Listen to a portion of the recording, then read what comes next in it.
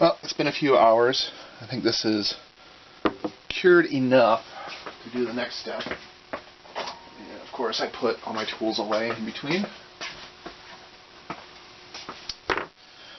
So right now, as you can see, the green Loctite has cured enough that that's not coming apart.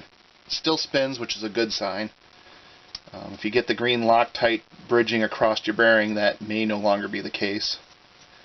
So here's my bottom bearing, nice and loose on the shaft because there's nothing holding it in.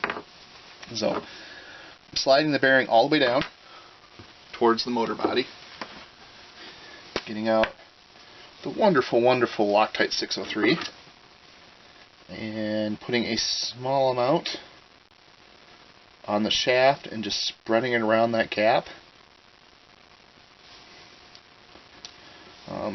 Pretty much a drop will do you. There's not a lot of a gap between these two parts. And then just sort of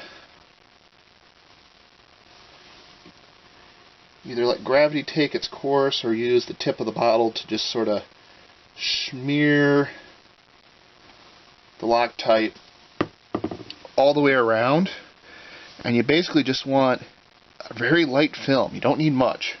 Because again, if you have too much, it's going to get up across that rubber lip and potentially glue the outside race of your bearing to the inside race of the bearing. These are rubber sealed bearings, so I'm not too worried about Loctite getting into the bearing. If you have a steel shielded bearing, yeah, that's a real possibility. So now that I got the Loctite on there, I'm just going to slide the bearing up to the housing top and then take a pair of pliers, and I think a screwdriver is what I used last time. So what I'm doing here is I'm knocking it over.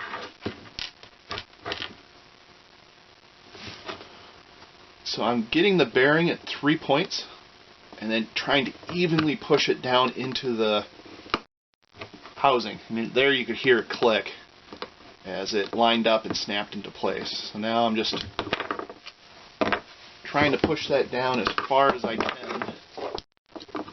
I'm being careful not to damage the rubber seal. I just sort of work my way around and push the edge of the bearing into the pocket. So now, as you can see, or not, that bearing is flush with the surface of that pocket. It still spins, it's still holding in place.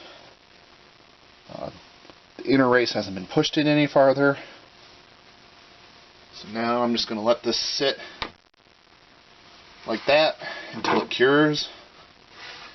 And in the previous video, I'd already made the little flag bars. So what's next would be, basically I need to put the electronics on, test the response from the flag, and then it's just put a seal of silicone con carne on there, load my springs, screw the top on, and they're as done as they're going to get. So the PCBs are at least, I'd say about a week or two out, so it'll be a while before there's another video. Or it's going to be a long while because I got a backlog of videos that I'm editing and uploading right now, but it'll be a while before I get back to work on this, and even longer before you get to see the video on it. But it shall be coming, and hopefully everything works out. I think the next thing for me is I got to figure out how to mount the cylinders.